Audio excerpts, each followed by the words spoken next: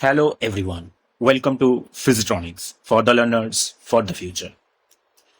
তো আমাদের আজকে যে সেশনটা রিজনিং এর উপরে কিভাবে আমরা পাজল কম্প্যারিজন বেসড পাজলকে সলভ করব, ঠিক আছে? কম্প্যারিজন করা হবে, তুলনা করা হবে, সেই রিলেটেড পাজল আমরা সলভ করব। বলতে পারো অনেকটা ছোট্ট ধাঁধার মতো। এখানে কিছু জিনিস অথবা মানুষকে নেওয়া হবে, সে কোনো বই হতে পারে, মানুষ হতে পারে, বাক্স হতে পারে, সে তাদেরকে নিয়ে হয় তাদেরকে ছোট থেকে বড় অথবা লম্বা থেকে বেটে, ভারী থেকে হালকা, বিভিন্নভাবে সাজাতে হতে পারে। যদি বাস্তব জীবনের কোনো উদাহরণ বলি, যে ধরো তোমাদের 5 বন্ধু রয়েছে এবং এই বন্ধুর মধ্যে কে সবচেয়ে লম্বা, কে সবচেয়ে বেটে, বা এদের অর্ডার বেটে থেকে লম্বার দিকে বা লম্বা থেকে বেটের দিকে সাজাতে হতে পারে। এইভাবে আমাদের কিছু হিন্টস দেওয়া থাকবে, সেই হিন্টসের উপরে বেস করে আমাদের প্রবলেমগুলো সলভ করতে হবে, ঠিক আছে? কিভাবে সলভ করবে তার জন্য কিছু ট্রিক বলি। কম্প্যারিজন বেসড পাজল কিভাবে সলভ করবে, ঠিক আছে? সলভ করার সহজভাবে যদি বলি, আমরা যে হিন্টসগুলো দেওয়া থাকবে সেই হিন্টসগুলোকে ছোটভাবে লিখে নেব, ছোটভাবে মানে চিহ্ন ব্যবহার করে লিখে নেব। যদি কেউ বড় হয়, এ ধরো বি এর সাপেক্ষে বড়, তাহলে এ গ্রেটার দ্যান বি দিয়ে লিখবো। আমরা জানি চিহ্ন সম্বন্ধে, এই চিহ্নটাকে আমরা বলি গ্রেটার দ্যান, আর এটাকে বলি লেস দ্যান, ঠিক আছে? তো যে বড় তার দিকে এই চিহ্নটা, মুখটা থাকবে, সেই হিসাবে আমরা গ্রেটার দ্যান বলে থাকি বা লেস দ্যানও বলে থাকি। মুখটা যখন এই দিকে, তাহলে ডান দিকটাতে বড় সংখ্যাটা থাকবে, বাম দিকটাতে ছোট সংখ্যা থাকবে, ঠিক আছে? এই হতে পারে।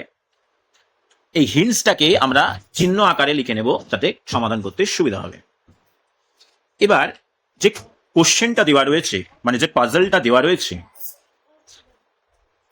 সেই ক্লু অনুযায়ী আমাদেরকে সাজিয়ে নিতে হবে। যদি বলে ই সবার নিচে আছে, তাহলে আমাকে ই সবার লাস্টে রাখবো। এ সবার উপরে আছে, তাহলে খাতার উপরে আমি ওটাকে বসিয়ে নেব, তাই না? যদি কোনো কোশ্চেনে বলে ই সবার নিচে আছে, তাহলে আমি কি করব?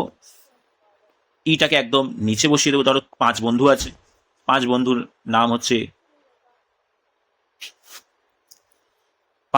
নাম হচ্ছে ধরো এ। এবারে ই সবার নিচে আছে বলেছে, ABCD 5 বন্ধু, এবং ই সবার নিচে আছে মানে আমরা নিচেই ই বসিয়ে নেব। কোনো কোশ্চেনে যদি বলে এ সবার উপরে আছে, তাহলে এ সবার উপরে আছে, তাহলে এটাকে সবার উপরে বসিয়ে নেব। ইনস্ট্রাকশন ফলো করে আমরা কথাগুলো লিখে ফেলবো, ঠিক আছে? আর কি, সেই যে টুকরো টুকরো যে বক্তব্য বা হিন্টস গুলো রয়েছে, সেইটাকে জুড়ে দিলেই একটা ফাইনাল কনক্লুশনে পৌঁছানো যাবে। হিন্টস গুলোকে কি করতে হবে? জুড়ে নিতে হবে। ফাইনালি প্রত্যেকটা হিন্টস অনুযায়ী আমরা সাজিয়ে নেব, তাহলে একটা কিছু ডায়াগ্রাম বা কিছু গ্রেটার মানে অ্যাসেন্ডিং অথবা ডিসেন্ডিং, ছোট থেকে বড় অথবা বড় থেকে ছোট কিছু একটা আমরা পেয়ে যাব। এইবারে সাজানোর পরে আমরা কি কোশ্চেন চাইছে সেটা অনুযায়ী আমরা মিলিয়ে নেব, ঠিক আছে? আমরা আসি আমাদের কোশ্চেনে, তাহলে কোশ্চেন সলভ করলে আরো বিষয়টা খুব সুন্দরভাবে ক্লিয়ার করে নিতে পারবো, ঠিক আছে? আসি, প্রথম যে প্রশ্নটা বলছে, কি বলা আছে যে 5টা বই আছে, ABCDE হ্যাভ ডিফারেন্ট ওয়েটস, তাদের ওজন আলাদা।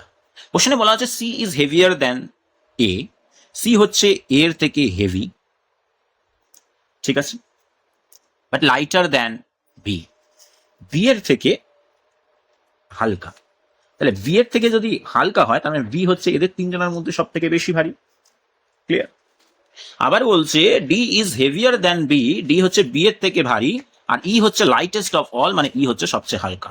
সিম্পল, ঠিক আছে? এই যে 3টে ক্লু দেওয়া রয়েছে, আমি আরেকবার বলছি, সি ইজ হেভিয়ার দ্যান এ, তাহলে সি হেভিয়ার দ্যান, সি এর দিকে মুখটা থাকবে, মোট কথা লেস দ্যান বসালাম, গ্রেটার দ্যান বসিয়ে করতে পারি, অসুবিধা নেই।